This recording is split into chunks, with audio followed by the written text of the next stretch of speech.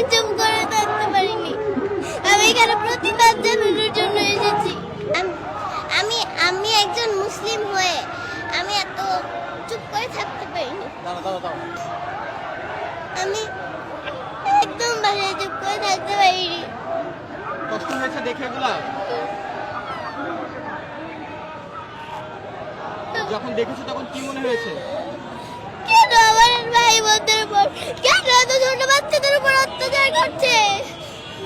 আর আর কি কি খারাপ লেগেছে তোমার? আমাদের মুসলিমদের উপরেই কেন এত অত্যাচার করা হয়?